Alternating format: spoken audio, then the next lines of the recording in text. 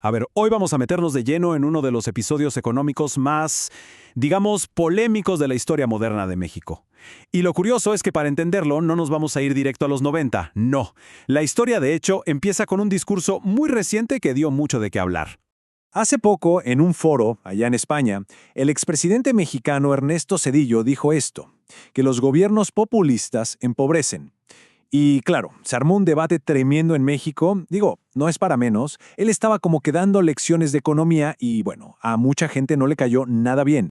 Entonces, ¿por qué tanto revuelo? ¿Por qué estas palabras de Zedillo pegaron tan fuerte? Bueno, según los análisis que revisamos, la clave está en el evento que marcó su presidencia, y que para muchos fue el más controversial de todos.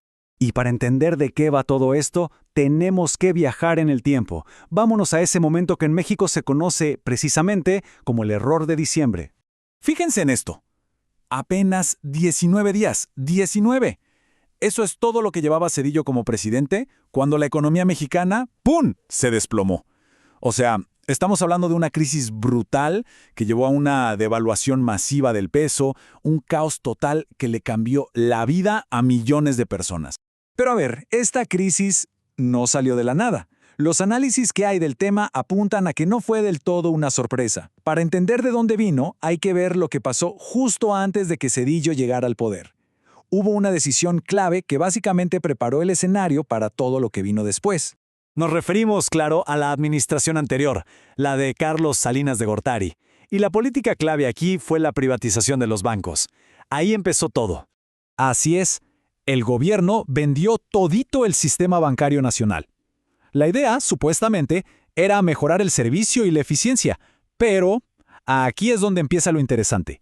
La forma en que se hizo esa venta tuvo, digamos, varios problemas serios que sembraron las semillas de la crisis que vendría. Resulta que según las fuentes, los bancos se vendieron por muchísimo menos de lo que realmente valían. ¿Y a quiénes se los vendieron? Pues a compradores que en muchos casos no tenían ni la menor idea de cómo manejar un banco. 10,000 millones de dólares. Grábense bien esta cifra. Eso fue lo que el gobierno recibió por vender todo el sistema bancario. Suena a mucho dinero, ¿verdad? Bueno, pues quédense con ese número, porque se va a quedar chiquito comparado con lo que vamos a ver en un momento.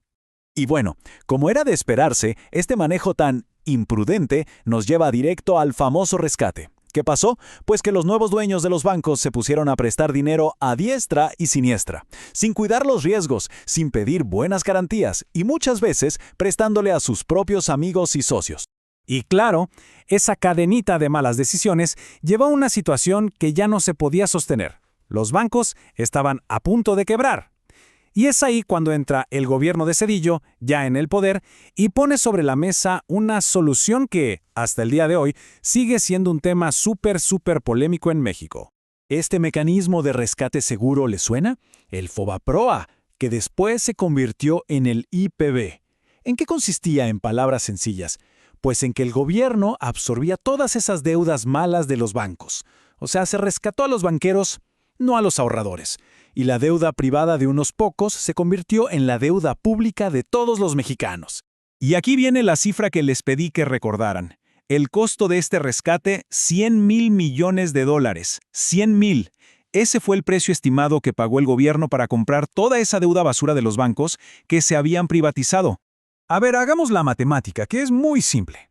El gobierno vendió los bancos por 10,000 millones. Unos años después, pagó 100,000 millones para rescatar solo las deudas malas de esos mismos bancos. O sea, pagó 10 veces más. Una pérdida gigantesca para el país, por donde se le vea.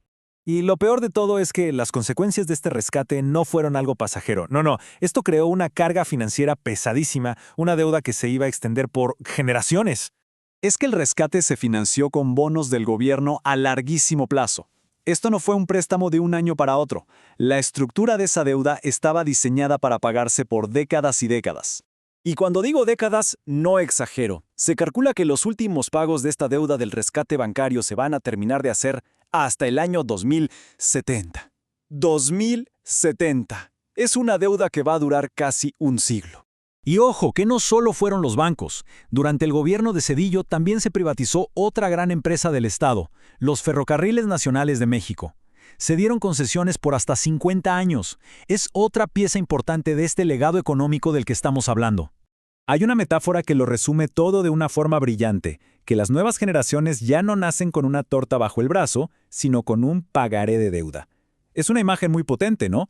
Resume perfectamente el argumento central, que las decisiones de los 90 le pasaron la factura a generaciones que ni siquiera habían nacido. Y así cerramos el círculo. Volvemos al discurso de Zedillo y vemos por qué generó tanto ruido. Todo este episodio, desde la crisis del 94 hasta hoy, nos deja con una pregunta flotando en el aire. Una pregunta clave sobre economía y sobre quién rinde cuentas.